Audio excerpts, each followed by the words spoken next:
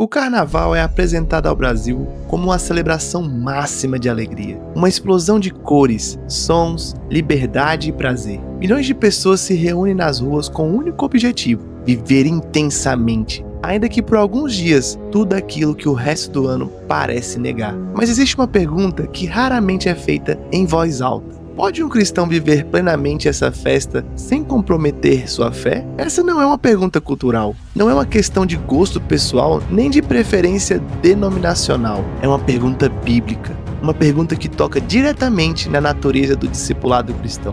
Seguir a Cristo nunca foi apresentado nas Escrituras como um caminho de conforto ou adaptação ao espírito da época. Pelo contrário, sempre foi um caminho marcado por renúncia, confronto e sacrifício. E talvez o maior problema não esteja apenas no carnaval em si, mas na maneira como muitos cristãos passam a relativizar tudo, como se o evangelho pudesse ser moldado ao ambiente, como se a santidade pudesse coexistir sem tensão alguma com aquilo que Deus chama claramente de pecado. Antes de responder qualquer coisa, precisamos voltar às Escrituras. Precisamos ouvir uma história antiga, registrada em um império poderoso, em uma noite de festa, onde Deus decidiu intervir de forma definitiva. E se reflexões bíblicas profundas como essa fazem sentido para a sua caminhada cristã, considere se inscrever no canal. Aqui nós não fugimos das perguntas difíceis da fé, nem suavizamos aquilo que a palavra de Deus trata com seriedade.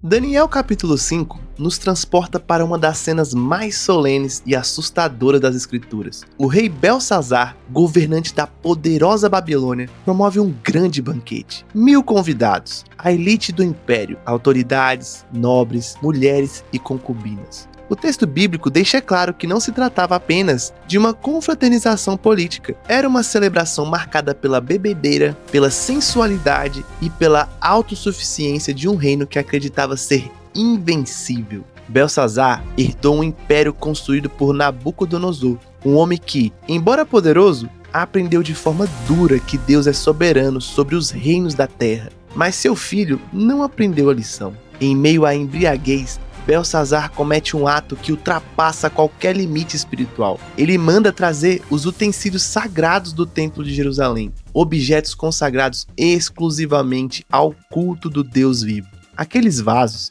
separados para a glória de Deus, agora são usados para satisfazer uma festa carnal. O vinho é derramado. Os lábios que bebem deles não exaltam o Senhor, mas louvam deuses falsos, ídolos de ouro, prata, bronze, madeira e pedra. O que acontece ali não é apenas excesso, é profanação, é escárnio, é uma afronta direta ao Deus Santo. E a Bíblia nos ensina que existe um momento em que Deus decide intervir. No auge da festa, algo acontece que ninguém esperava. Uma mão aparece, misteriosa, escrevendo na parede do palácio. Nenhuma palavra é dita, nenhuma ameaça verbal é feita, apenas letras surgem diante de todos.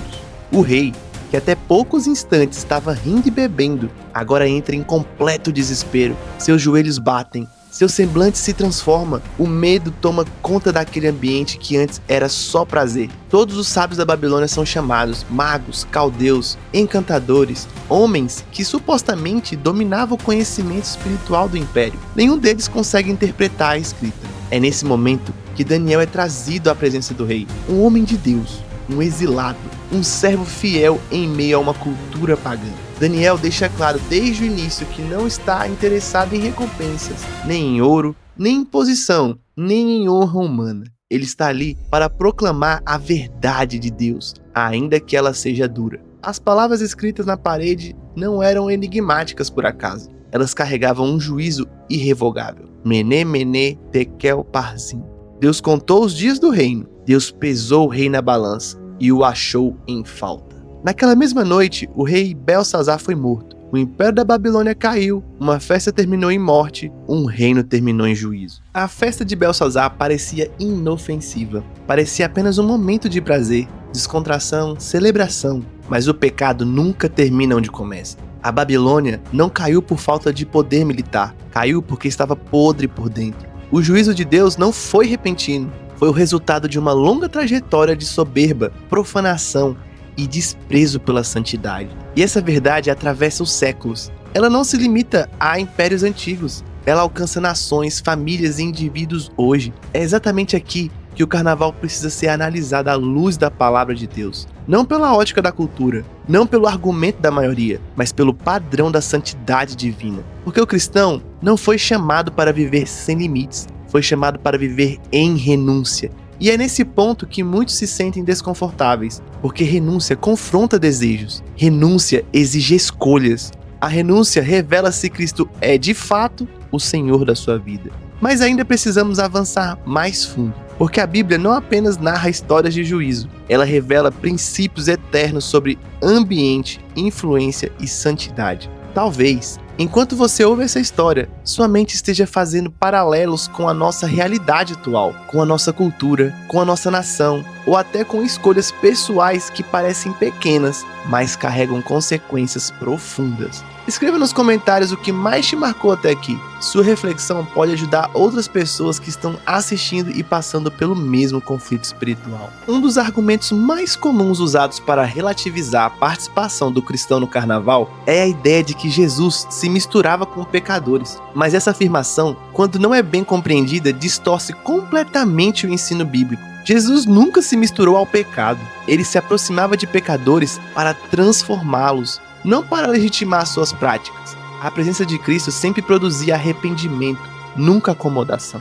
A Bíblia nos ensina que existe uma diferença profunda entre estar no mundo e se conformar com o mundo. O apóstolo Paulo deixa claro ao dizer que não devemos nos amoldar a este século, mas ser transformados pela renovação da nossa mente. Santidade não é isolamento físico, mas é posicionamento espiritual. É entender que existem ambientes onde o pecado não é apenas praticado, mas celebrado, onde aquilo que Deus reprova é aplaudido, onde a sensualidade, a embriaguez e a promiscuidade não são exceções, mas o centro da experiência. A pergunta então não é se o cristão pode ir, a pergunta é sábio estar em um ambiente onde o pecado é normalizado e incentivado? A Escritura é clara ao afirmar que más companhias corrompem os bons costumes. Não porque o cristão seja fraco demais, mas porque Deus conhece a natureza humana e sabe o quanto somos influenciáveis. O carnaval é vendido como a festa da liberdade absoluta. A promessa implícita é simples: viva sem freios agora e lide com as consequências depois. Mas a Bíblia nunca apresenta a liberdade como a ausência de limites. Muito pelo contrário, a verdadeira liberdade, segundo as Escrituras, é a capacidade de dizer não ao pecado. O problema do pecado é que ele sempre se apresenta como algo temporário, inofensível, controlável, mas ele cobra um preço, ele sempre cobra. Casamentos são feridos, famílias são marcadas, vidas são destruídas, consciências são cauterizadas e muitas vezes tudo começa com a falsa ideia de que é só uma festa. A Babilônia caiu em uma noite de bebedeira. O Império Romano se deteriorou por dentro antes de ser conquistada por fora. A história bíblica e a história humana caminham juntas ao revelar que nenhuma sociedade se sustenta quando abandona completamente os limites morais. O cristão precisa entender que não pode beber da mesma taça que o mundo bebe e ainda esperar manter uma vida espiritual saudável.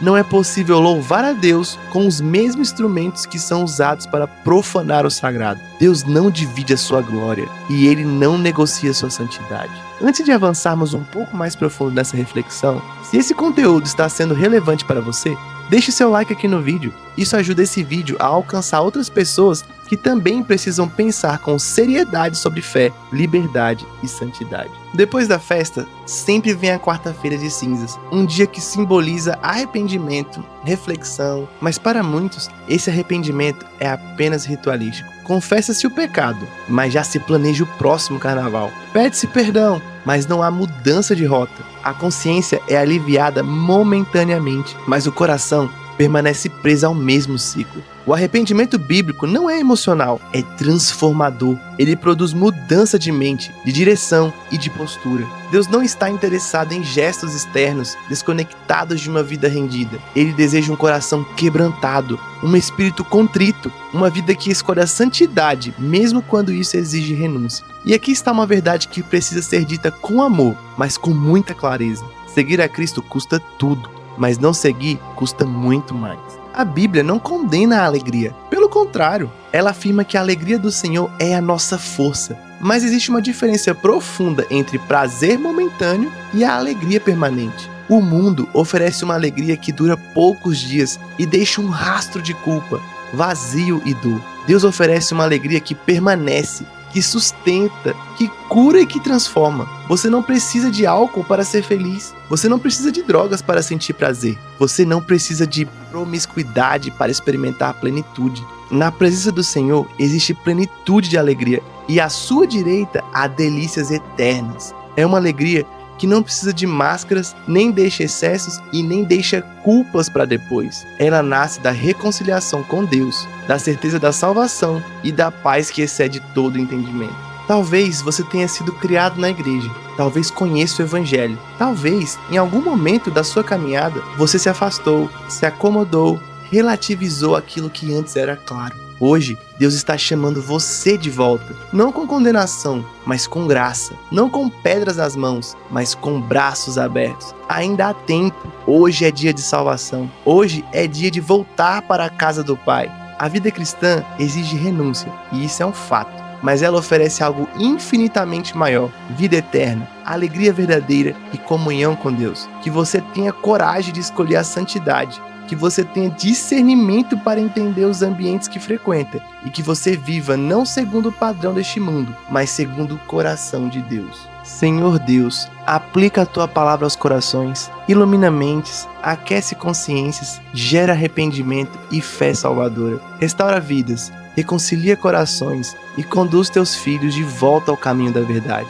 Que a nossa alegria esteja em Ti e que a nossa vida glorifique o Teu nome. Em nome de Jesus. Amém. Se você deseja continuar caminhando em reflexões bíblicas profundas, que confrontam, edificam e apontam para a verdade do Evangelho, acompanhe o canal. Aqui, semana após semana, nós abrimos a palavra de Deus com reverência, fidelidade e compromisso com a santidade cristã. Te vejo no próximo vídeo aqui no canal A Chave.